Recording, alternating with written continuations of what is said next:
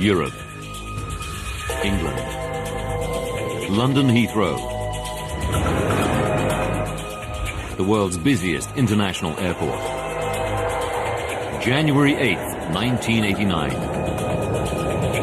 It's a Sunday evening, and many passengers are headed home after the Christmas and New Year holidays. The airport is packed. In Terminal 1, passengers check in for British Midland Flight 092 to Belfast, Northern Ireland. It's a regular hour-long commuter shuttle. Security is tight. It's the height of the IRA's terrorist campaign against British targets. The IRA has killed 416 civilians in nearly 20 years of violence. Healthcare worker Gareth Jones started a new job in Belfast 3 weeks ago. I'll ask you one or two security questions if I may, sir. Security checks are a way of life. If you lived in Northern Ireland at the time, you got quite used to security. It was a period when there was heightened security there. You look after yourself, right? You look after Mother. Thanks. Bye. The IRA isn't the only reason for Heathrow's high security. Lockerbie, Scotland. 3 weeks earlier, a terrorist bomb blows apart a Pan Am 747 flying from Heathrow to the US. The explosion kills all 259 people on board and 11 more on the ground. It's the worst ever terrorist attack on a US airliner. The authorities suspect it's the work of an Arab terrorist group.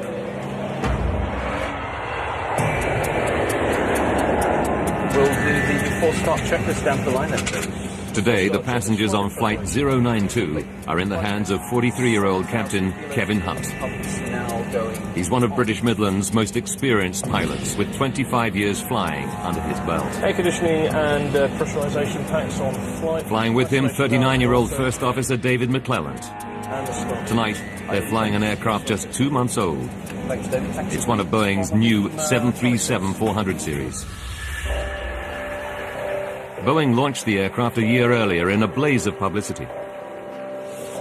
It boasts significant improvements over its predecessors. Its new CFM56 engines are the most powerful of their kind, and the cockpit display features state-of-the-art technology, including computerized TV screens and LED dials, which replace the traditional mechanical gauges. 7:15 p.m. Boarding cars, please. Thanks. 118 passengers board the brand new plane and take their seats. Brakes released, and you are clear to push. We're going to start engines 2 and 1 on push. Captain Hunt starts up the 2 engines. The 400 series aircraft is still new to him. He's clocked just 23 hours. First Officer McClelland has 53 hours. All pressures rising. Seatbelts on there, sir. In the main cabin, Gareth Jones has a window seat over the wing in an emergency exit row. Excuse me, sir. Hi there. A flight attendant asks Gareth to read the safety card so that he knows how to open the overwing exit door. Normally he was pretty blasé about it, but it was pleasantly done, and it would have been ill-mannered not to. Air traffic control clears Flight 092 for takeoff. 092 is clear for takeoff, 27 right, surface winds 270 degrees. Weather conditions are perfect. Takeoff runway 27 right. Have to go? Let's go. First Officer McClelland throttles the engines up.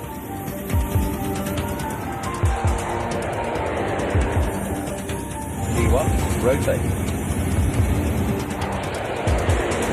Positive climb. And gear up. Gear up. 7:52 p.m. British Midland Flight 092 is airborne and on its way to Belfast. Maintain 6,000 feet in airspeed. Okay, 6,000 feet. Check. Debbie Griffith, age 24, is one of 6 cabin crew on board tonight. She was on standby, but managers called her in at short notice. Yeah. She's been a flight attendant for 2 years. I loved the job, basically because I really enjoyed meeting the people. It was a great lifestyle for somebody of that age. Within minutes of takeoff, the cabin crew start the drink service. With the hold-ups behind them, there's a light-hearted atmosphere. Passengers know they'll be on the ground in under 1 hour. 8:05 p.m. 13 minutes into the flight. The aircraft is climbing through 8,500 meters on its way to a cruising altitude of 10,600 meters. Then, without warning, a massive bang.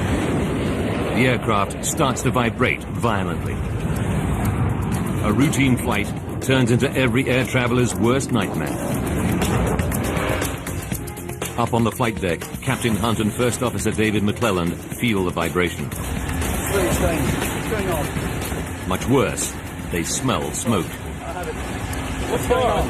We've got a fire coming. Tell ATC we need to start at this end. Smoke can only get into the cabin via the air conditioning ducts. And since the aircon is jet-powered on the 737, they deduce it's engine trouble. And it sounds serious. 20-year-old student Kieran Dynan is sitting over the wing close to the engine. All he can hear is a loud clattering sound. There was a very definite grinding noise. It sounded like pebbles going on in a washing machine. Just back from the cockpit, in row 1 are business partners Nick Stevenson and Chris Thompson. They're on their way home to Belfast. They feel the vibration. It's so intense, they fear the aircraft is breaking up. It sounded to me as though there's somebody outside with a sledgehammer trying to get into the aircraft, trying to beat their way through the fuselage. At that point, he simply stopped, froze. Flight attendant Debbie Griffiths immediately thinks of the Lockerbie disaster. This instant sort of terror, if you like, and my first thought was, is there a bomb? A huge bang and heavy vibrations rock a British Midland Flight en route to Northern Ireland. Sitting in a window seat over the wing in row 14 is healthcare worker Gareth Jones. He's busy dealing with a panicking fellow passenger. The lady that was next to me, Teresa, was distressed, so I started to talk to her to try and calm her, but also to help me because it wasn't stress-free for me either. Gareth has good reason to be worried. His seat gives him a clear view of the plane's wing. And what he sees fills him with foreboding. I could look out of the window and see a trail of spark-like emissions from where the engine would be. From their seats in the cockpit, Captain Hunt and First Officer McClelland can't see either of the two engines, so they don't know about the sparks. Like all pilots, they must rely on their cockpit instrument display to diagnose the problem. The new display on the 400 Series 737 is unfamiliar to them, but it's state-of-the-art technology. Hunt and McClelland scan the screens and LED instruments. They diagnose an engine problem and shut down the faulty engine. Throttling back. Hey. Okay, shall I go through The terrible clunking and vibration immediately cease. The 737 is now behaving normally again. You're approaching 1,000 level. But safety rules call for the crew to land the plane as soon as possible. Let's get a turn going for East Midlands. Hunt is in luck. Air traffic control clears him for an emergency landing at East Midlands Airport, just 10 minutes flying time away. Control, flight heading 090, be vectoring for the ILS. Roger, Midland 92, descending flight level 120.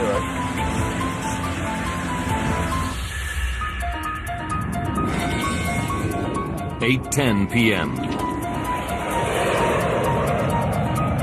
Ladies and gentlemen, this is Captain Kevin Hunt. Maybe aware we've had a problem with the aeroplane. The captain goes on the intercom to calm his 118 passengers and to tell them he shut down the malfunctioning engine. We are unfortunately therefore unable to continue our flight into Belfast. He says they'll be safely on the ground in 10 minutes. There should be perfectly routine landing, as I say. Gareth Jones is relieved to see that the problem engine has stopped throwing out sparks. He's convinced the captain now has everything under control. 8:17 p.m. The aircraft descends through 2,000 meters. They're 8 minutes from touchdown. So 160, please, David. Flight level 40. and 1 minute later, air traffic control tells Captain Hunt to make a right turn to line up with the runway. Midland 092, descend to altitude 3,000 feet. Midland 92, descend up to 3,000 feet. Check. They're on final approach. The cabin crew take their seats for the remaining few minutes.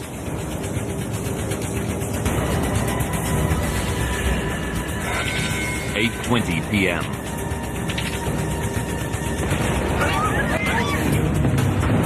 Another, even louder bang rocks the aircraft.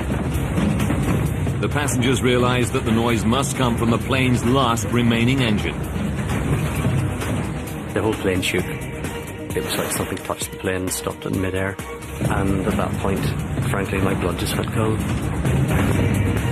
Now there are more vibrations, worse than ever. Vibration was incredible. It was almost impossible for me to focus on Chris, who was sitting in the seat beside me. And I remember thinking, if this keeps vibrating like this, the aircraft is going to fall apart. Being absolutely terrified, not really knowing what was going on. Gear down. And flat 15. Air traffic control clears Captain Hunt to descend to 600 meters. Final approach, please. They must get the plane down and fast before their last engine fails altogether. Frost is going. Tell them we've got a problem with the other engine. Then, everything goes silent.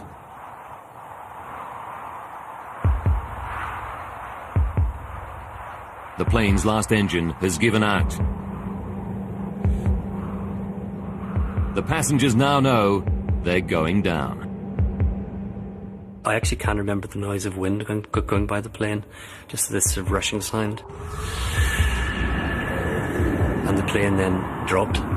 It started just to go down, like going over the top of a roller coaster. I remember thinking to myself, well, there's nothing you can do about it. If him upstairs wants to take you now...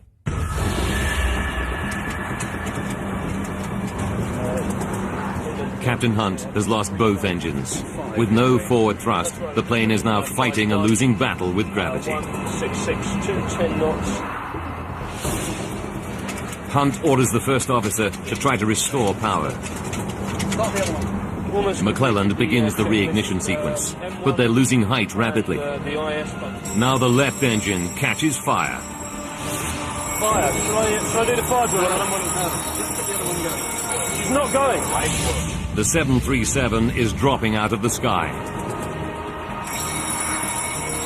Captain Hunt's control column starts to shake violently.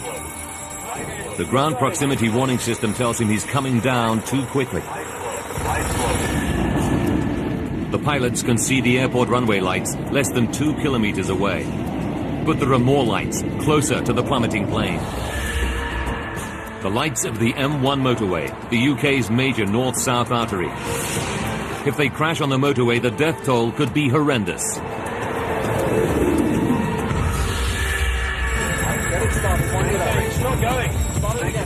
But Captain Hunt is all out of options.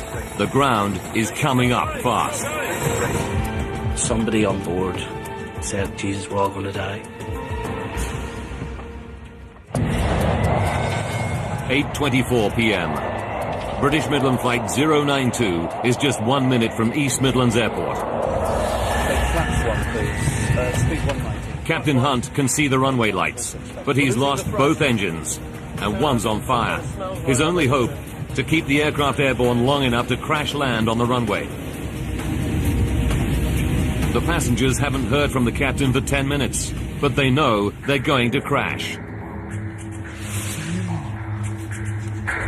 Stupid thoughts go through your head, like who's going to cut the grass. Part of your brain is saying, this plane's crashing, and part of it was saying, it can't be, because it doesn't happen. Now Captain Hunt can see the village of Kegworth. Desperate to avoid crashing into it, he raises the nose to stretch the glide. The 737 passes over the village at an altitude of just 60 meters. Wherever I noticed what I think was a church spire, which actually went by the window. And I sort of thought, a church spire going past the window, I'm in a plane. But beyond Kegworth, lies the M1 motorway.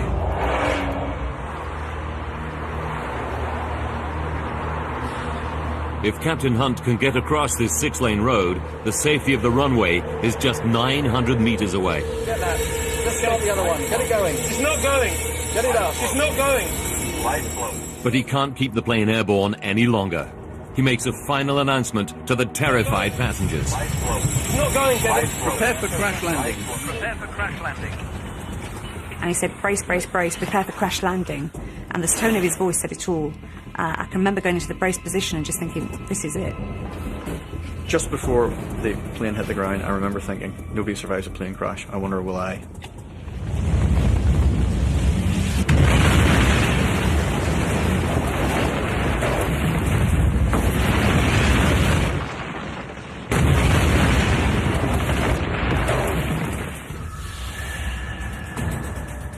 30 meters before the motorway, the tail section hits the ground and bounces back into the air.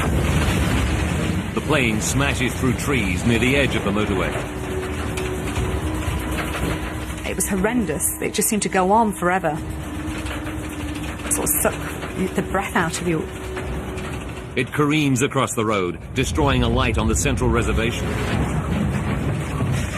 The aircraft slams into the embankment on the far side of the M1 and breaks into three. I just remember being crushed and crushed, and then nothing. Total silence. It comes to rest just 900 meters from the safety of the runway. Captain Hunt made it across the motorway, just. Incredibly, no cars are passing at the moment of the crash. Inside the wreckage of the 737's middle section, Gareth Jones and his fellow passenger Teresa are alive. They're sitting over the wing, the strongest part of the aircraft. Gareth is not even badly hurt. He cannot believe his luck, but the danger isn't over yet. When I opened my eyes, I could see the little bush that was on fire and thought, hang on, this is dangerous. We're right over the wing's full of fuel, we'd better get out of this place pretty quick. It's a miracle the plane's 5,000 plus litres of aviation fuel haven't caught fire. But the fuel is now pouring out of the damaged wings, and one of the engines is still in flames. If the fuel ignites, Gareth and any other survivors will have little chance. Having lived through an air crash, they could still burn to death. Gareth desperately pulls the emergency door handle, but it won't open. Fortunately, I remembered Jamie's instructions on the card and grabbed the handle, pulled the door in and threw it out. Before the crash, Gareth told fellow passenger Teresa that if they survived the impact, he would get her out. I remember sticking my head back in through the hatch and shouting, Teresa, give me a hand, and this little hand appeared out of the blackness. And I remember pulling her out through the door. Now Gareth climbs back into the plane to look for other survivors. He finds a horrifying scene. Twisted wreckage, injured people shouting for help, and others who are ominously silent. There were people clearly struggling to get out and others that were not moving, and you knew what had happened to those that were not moving. And that's one of the memories I'll carry with me to my grave. In row one, in the plane's broken front section, business partners Nick Stevenson and Chris Thompson. Chris is unconscious and severely injured, but Nick is one of the luckier ones. He comes round quickly. The first thing I thought is, I'm alive. The second thing I thought is, there's going to be a fire, get out. He doesn't have the strength to help Chris. He tries to get up, but a searing pain in his left leg stops him. And yet he knows he must overcome the pain to get out. You know, the survival instinct just takes over. The drive, it's incredible. I just knew I was going to get out. I had to get out. Nothing else was of any importance whatsoever. He reaches a break in the fuselage and shouts to passing drivers who've stopped to help. He said, yeah, we see you, you're okay, you know, we'll get you. Carried me down the embankment. Still trapped in the wreckage of the nose section, flight attendant Debbie Griffith. She's in a bad way. But her main fear is a fuel explosion. I was having real problems breathing and actually felt like I was dying. I was really sort of fighting to live. And I just expected the engines to go. And I can actually remember thinking, it hurts to me quickly. And 20-year-old Kieran Dynan hangs right over the edge of the shattered midsection. He's badly injured and drifts in and out of consciousness. All the seats in front of me were gone. There's nothing. It was just debris and nothing. 8:30 p.m. 5 minutes after the crash, the fire crews reach the aircraft. They start to douse the whole area with foam. The fireman shouted through, "We've got the engines out." So at least then I knew that we were in with a fighting chance. Within 2 minutes, the engine fire is out. The rescue can begin. Now firefighters scour the plane for survivors. They have the grim task of checking which passengers are dead and which still have a spark of life. I literally just woke up as he shone the torchlight in my eyes, and he said, "Quick, this one's still alive." And then I blacked out again. Kieran is pulled out of the plane and rushed to hospital.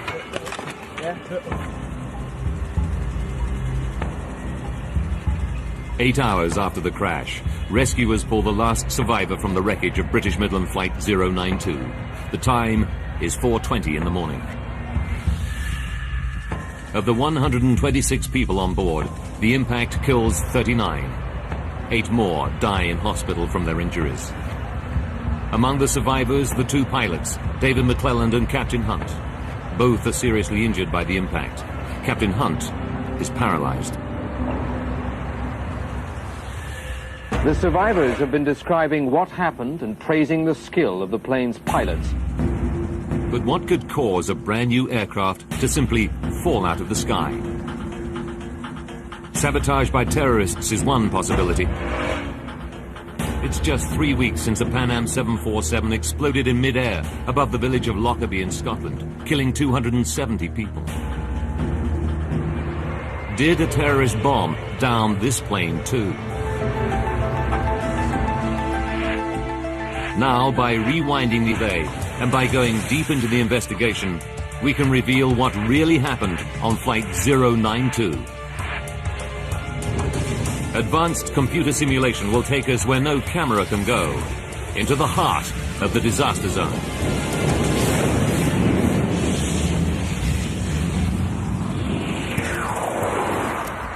Eddie Trimble is the chief investigator from the UK's Air Accident Investigation Branch.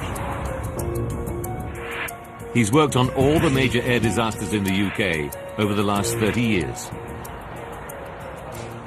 When news of the Kegworth disaster breaks, Trimble's team of 9 crash investigators is still in Lockerbie, scouring the wreckage of the downed Pan Am plane.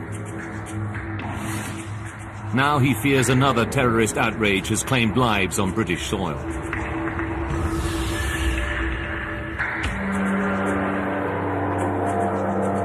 Trimble arrives at the crash scene around midnight, just 4 hours after the accident.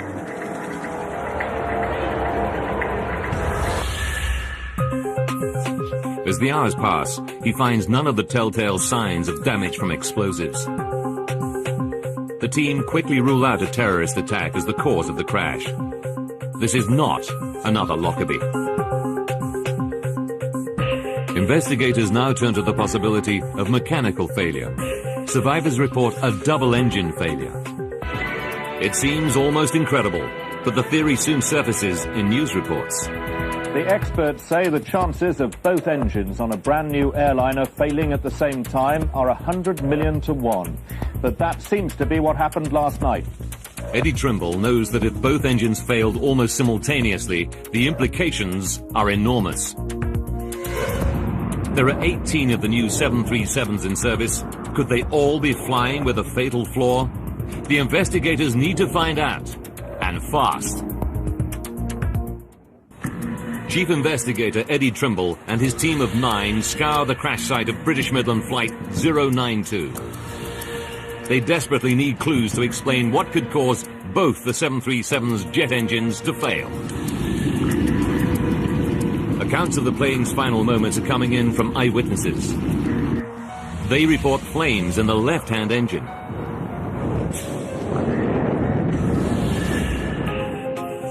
Trimble starts to probe the left engine. It's not an easy job. The crash impact seriously damaged it. But he soon finds something that's clearly not crash-related. The fan blades. Most of them are severely damaged or fractured. Trimble concludes that the fan blade fracture threw debris deep inside the engine.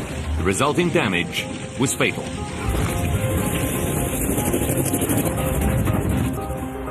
He must send the left engine for further tests to discover what caused the fan blade to fracture in the first place. Now Trimble and his team turn to the right-hand engine, the one the cockpit voice recordings reveal is the first to malfunction. They carry out an inspection of its internal mechanisms. After hours of examination, Trimble reaches a terrible but inescapable conclusion. I thought, gosh, it really does look as though they may have shut down a good engine. Trimble realizes that when the left-hand engine starts to go wrong, the flight crew inexplicably shuts down the perfectly good right-hand engine. Now the whole focus of the investigation shifts.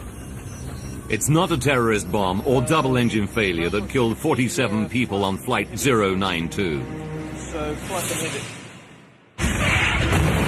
It's a catastrophic human error. This astonishing discovery rocks the aviation world. How could such experienced pilots shut down the wrong engine on a brand new aircraft?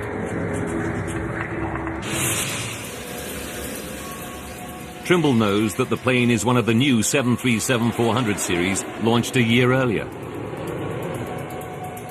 First Officer McClelland has flown just 53 hours on the 400 series. Captain Hunt even fewer, only 23 hours. Could the pilot's unfamiliarity with some aspect of the new design have caused the fatal error? To find out, Trimble must probe every twist and turn of events on Flight 092. Using the cockpit voice recordings, he starts to analyze every decision the pilots took on the flight deck. Okay, we're just turning off the local lights. Tell them we're fully established. Midland 092 is fully established. 8:05 p.m. Just under 20 minutes before the crash. On the left engine, a fan blade fractures. The broken piece lodges inside the engine casing. The damage to the fan blade throws the finely calibrated engine out of balance. The engine now starts to shudder violently, setting up a vibration that rocks the whole plane. The fracture fatally damages the left-hand engine. It's now just a matter of time before it fails altogether. The flight crew feel the vibration and smell smoke escaping through the damaged engine seals into the air conditioning duct. They wrongly assume there's a fire in one of their two engines. Captain Hunt asks which is the problem engine. Which one? Which one? The cockpit voice recorder reveals the first act in a terrible chain of events. First Officer McClelland starts to say left, but then changes his mind. No, it's the right one. Eddie needs to find out why McClelland hesitates and then gets it wrong. He knows that the pilots can't physically see the engines. They must rely on their instrument display to diagnose the problem. The cockpit display on the new 400 series boasts LED dials and screens in place of traditional mechanical instruments. Did Hunt and McClelland have trouble interpreting its unfamiliar instrument display? Okay, we'll throttle it back. The new display has a meter to monitor unusual vibration on each engine. These should allow the pilots to see at a glance which engine is in trouble. The meters have always been a feature of the 737 cockpit display, but on the 400 series they look very different. On the new 737, the engine vibration meter has an LED needle. It swings around the outside of the dial instead of the inside as in earlier versions. and it's only the size of a 20-pence piece. Trimble learns that Hunt and McClelland went on a one-day course to learn about the new 400 series. But he finds that neither of them received any simulator training on the Engine Instrument System, or EIS. Neither pilot had had the opportunity to fly a simulator and learn how to interpret the EIS, whether in normal operation or, very importantly, during abnormal operation.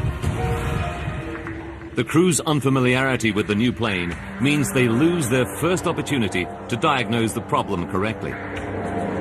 But it's still a mystery why they reached the conclusion that it's the right-hand engine that's malfunctioning. The cockpit voice recordings give Trimble another clue. Can you smell that? What is that? It doesn't be something. Smell something. When the pilots smell smoke from the damaged engine, they know the only way it can reach the cockpit is via the air conditioning system. Can you smell that? There's a fire coming through. In Captain Hunt's experience, the air conditioning on a 737 is powered by the right-hand engine. Which one is it? He assumes that is where the smoke is coming from. Well, probably back. Probably back. But Boeing has made another change to the latest 737. On the new planes, the air conditioning is powered not just by the right engine, but also by the left-hand engine. 8:07 p.m. Misled by the smoke, the pilots miss their second chance to diagnose the left-hand engine as the problem. Now, First Officer McClelland throttles back and shuts down the perfectly functioning right-hand engine. Everything seems to return to normal. The heavy vibration and banging has stopped. Ladies and gentlemen, this is Captain Kevin Hunt. If you've been aware in the cabin, we've had some smoke. And that's, A relieved Captain Hunt even goes on the intercom to tell passengers what he's done. Had to shut the right engine down as a result. We can't be... But Hunt's mention of the right engine confuses many passengers. Student Kieran Dynan recalls seeing sparks and flames coming out of the engine on the left-hand side of the plane. I thought it was strange. Why is he turned off the good engine? When it's so obvious this engine is the one on fire. But Captain Hunt and the first officer cannot physically see either of the two engines from the flight deck. Someone from the passenger cabin would have to tell him which engine is in trouble. Investigators want to know why Kieran Dynan and other worried passengers don't raise the alarm. I remember thinking, he still must know what he's doing because he's the professional. Trimble and his team conclude that this trust in the captain prevents anyone on board from raising the alarm. But the investigators still face a big mystery. Why does the aircraft seem to return to normal function after the pilots turn off the wrong engine? To solve this mystery, Eddie Trimble and his engineering specialists delve deep into the workings of the 737's jet engines. All 737s have an auto-throttle, a form of cruise control that maintains the desired airspeed by automatically sending the right amount of fuel to the engines. To shut down the engine, First Officer McClelland must disengage the auto-throttle. This returns the plane to full manual operation and allows him to start throttling back the engine. Trimble suspects that this routine step holds the key to the mystery. He turns to the plane's black box to try to find out exactly what's going on inside the computer-controlled engines at the critical moment. What Trimble discovers about the behavior of the autothrottle explains why the plane appears to fly normally on a badly damaged engine. It's a major breakthrough. The investigation team can now unravel exactly what happened aboard Flight 092 in the final, fateful seconds from disaster. 8:05 p.m. When the fan blade fractures on the left engine, its fragments damage the engine severely, causing a reduction in fan speed. The autothrottle reacts by pumping more fuel to the stricken engine, trying to maintain the fan speed.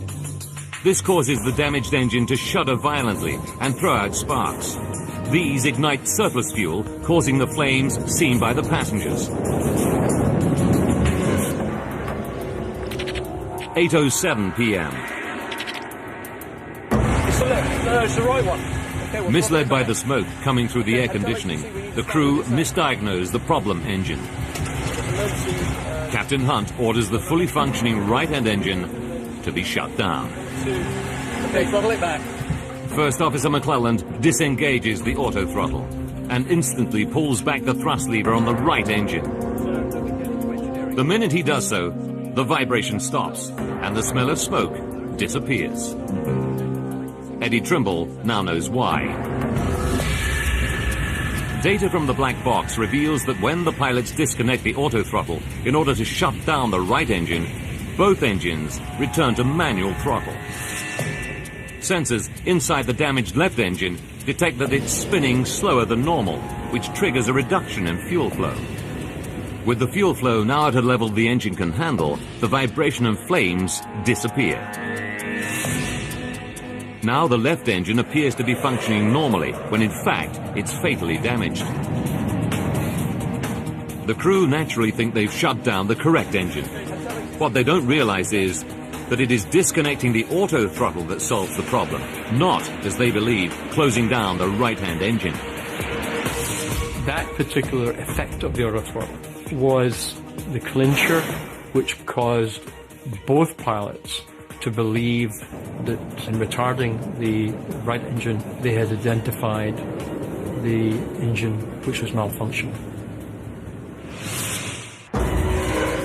It's a revelation to the investigators that the behavior of the 737's autothrottle might mislead pilots during an engine malfunction. And investigators are about to discover how a last terrible twist of fate snatches away the final chance to save Flight 092. You're ready to be closing the localizer from the right. Eddie Trimble has one piece of the puzzle still to fit. Why did the flight crew not notice that they'd shut down the wrong engine in the 20 minutes they had between the initial crisis and crashing? Trawling through every nuance in the cockpit voice recordings, Trimble finds a poignant moment. 12 minutes and 15 seconds to disaster. The plane seems to be back to normal, but Captain Hunt's training tells him that after an in-flight crisis, it's essential to review all decisions to make sure no mistakes were made. What did we actually get? We got vibration. But just as he starts his review, air traffic control interrupts him. The surface wind is indicating westerly at 5 knots. They clear Captain Hunt to descend to 1,200 meters for landing in 12 minutes' time. He does not resume the review of events with his first officer. Had he continued, he may have spotted his error. But tragically, the crew missed their last chance to prevent the crash. 4 minutes and 40 seconds to go. We can arm approach now. Yes, check. We'll take flaps 1, please. Speed 190. The pilots increase throttle to the left engine to control their descent. What they don't realize is this act will deal the engine its fatal blow. Increasing the fan speed throws more debris from the fractured fan blade deep into the engine. Thrust is going. Losing the thrust. Okay. Tell them we got a problem. It's now tearing itself apart, and the runway is still 21 kilometers away. 1 minute to go. The engine loses all power. It now catches fire. Got a fire in the number 1 engine. No, forget that. Just start the other one. Get it going. Captain Hunt has run out of time. He's lost both engines. In desperation, he tries to restart the right-hand engine with a windmill start, using the plane's speed to spin up the engine blades. She's not going. Get it up. She's not going. Light slow. She's not going, Kevin. Light slow. But it's too late. Their airspeed is too low. Hunt pulls the nose up to stretch the glide. He keeps the aircraft in the air long enough to clear the village of Kegworth. But Captain Hunt knows it's all over. 10 seconds from impact. Captain Hunt makes his final announcement. Not going, Kevin. Prepare for crash landing. Prepare for crash landing.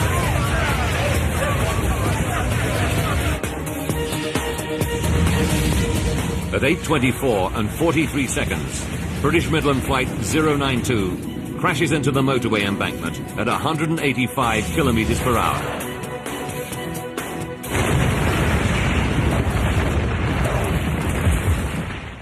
Midland 092, this is East Midlands radar, do you read? Midland 092, this is East Midlands radar, do you read? Midland 092, East Midlands, do you read? The plane comes to a stop just 900 meters from the airport runway.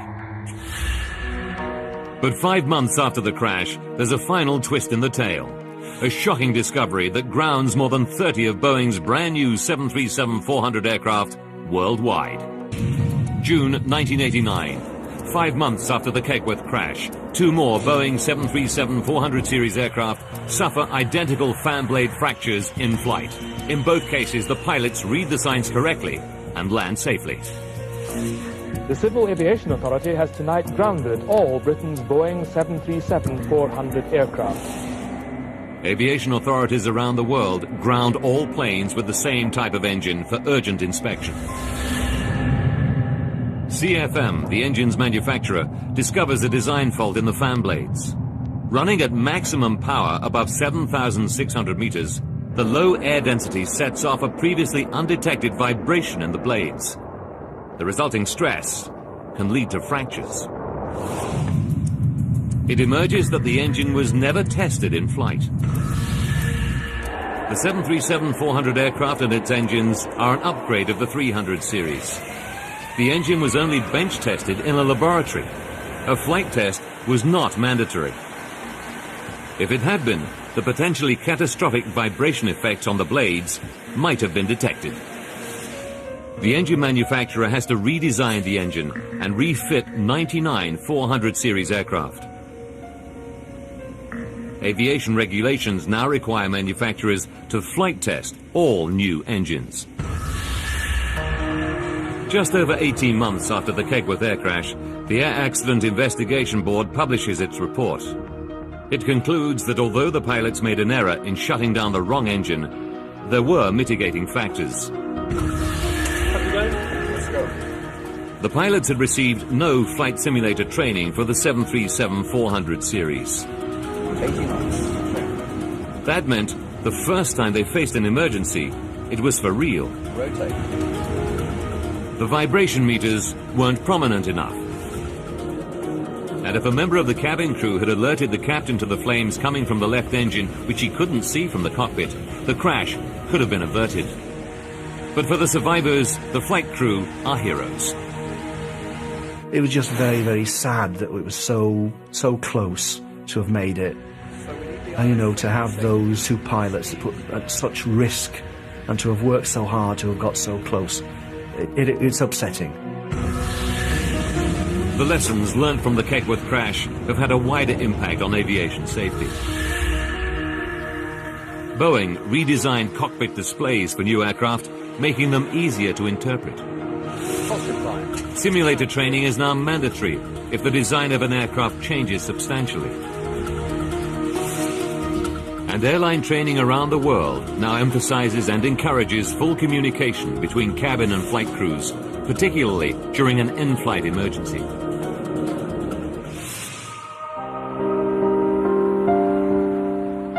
Of the 126 passengers and crew on board, 47 lost their lives. For the survivors, nothing can erase the memory of that dreadful night. But they have rebuilt their lives. Chris Thompson and Nick Stevenson both recovered from their injuries. They're still in business together in Northern Ireland. Kieran Dynan is now married with a young daughter. You know, you still worry about things, but I don't worry anymore. I think all my bad luck came at once, and nothing ever as bad is going to happen again. Debbie Griffith left the airline industry to train as a nurse. You can't go through a plane crash without changing. It's made me live for the moment. I've always been fairly happy-go-lucky, but I've never felt bitter. I've never felt, why me, why not me? I'm nothing special. Gareth Jones's physical injuries on the night were minor, but the emotional scars are still with him. You did feel dirty afterwards that, you know, why me? Why did I survive? What had I done that was special? And to a degree that lives with me to this day. I don't know why I escaped, apart from picking a lucky seat. The Boeing 737 is still the world's most popular aircraft. Today, a 737 takes off somewhere in the world every 5 seconds. Its safety record is one of the best in aviation. It's sitting over the wing, close to the engine. All he can hear is a loud clattering sound.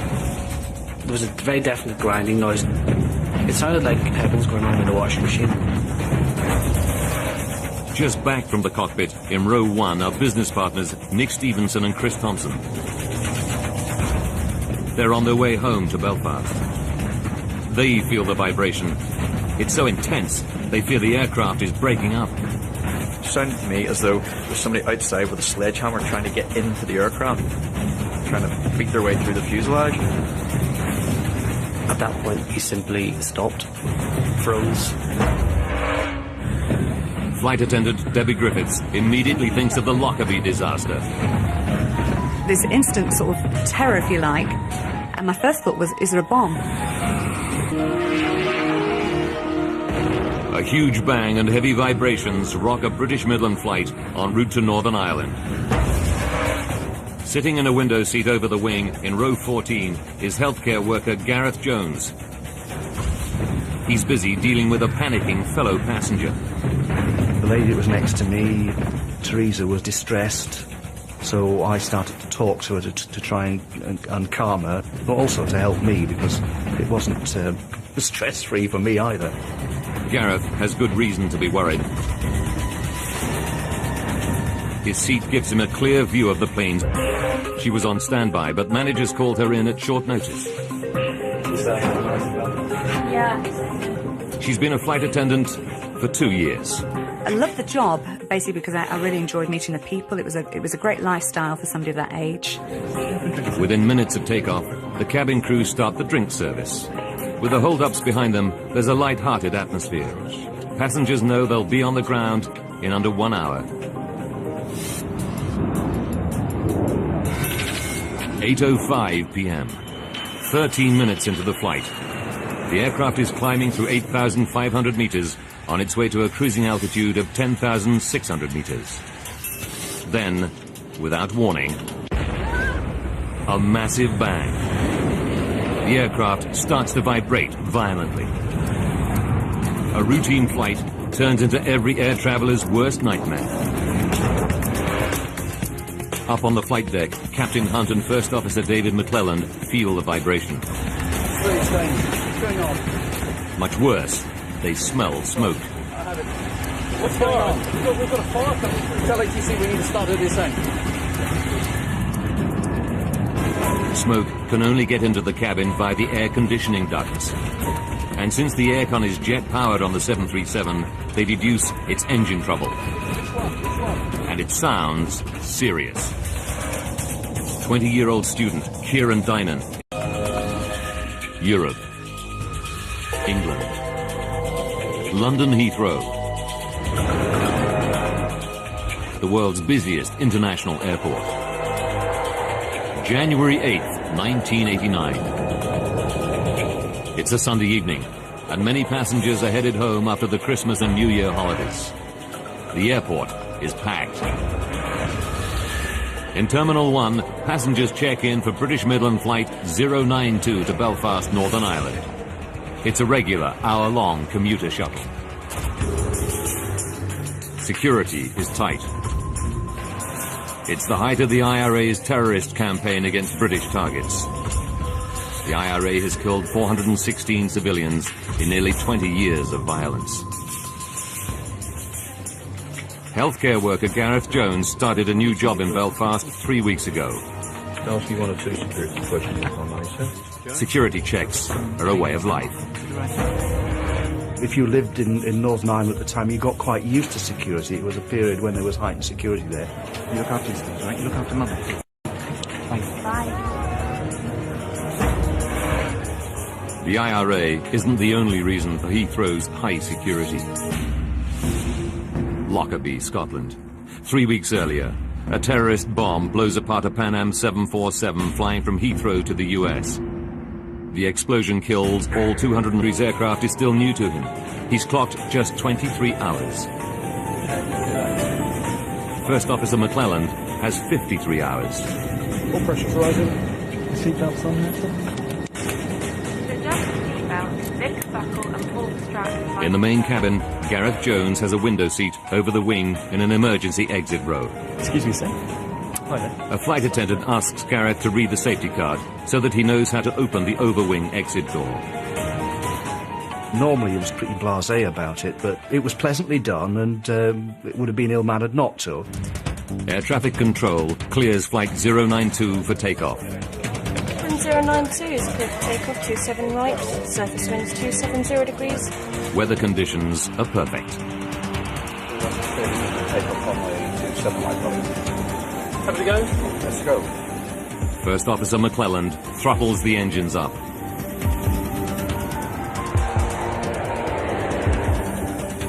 D1, rotate. Positive climb. And gear up. Gear up. Oh no.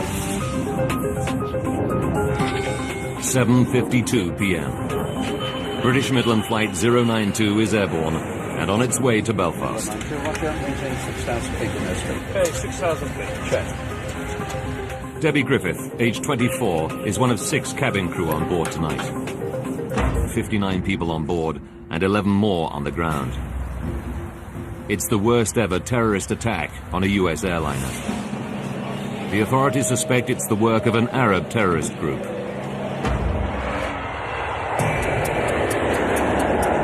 We'll do the before start checklist down the line then, please. Today, the passengers on Flight 092 are in the hands of 43-year-old Captain Kevin Hunt. He's one of British Midland's most experienced pilots, with 25 years flying under his belt. Air conditioning and pressurisation packs on flight. Flying with him, 39-year-old First Officer David McClelland. Tonight, they're flying an aircraft just 2 months old. It's one of Boeing's new 737-400 series. Boeing launched the aircraft a year earlier in a blaze of publicity. It boasts significant improvements over its predecessors. Its new CFM56 engines are the most powerful of their kind, and the cockpit display features state-of-the-art technology, including computerized TV screens and LED dials, which replace the traditional mechanical gauges. 7:15 p.m. Boarding cars, please. Thanks. 118 passengers board the brand new plane and take their seats. Brakes released, and you are clear to push. We'd like to start engines 2 and 1 on push. Captain Hunt starts up the 2 engines. The 400 series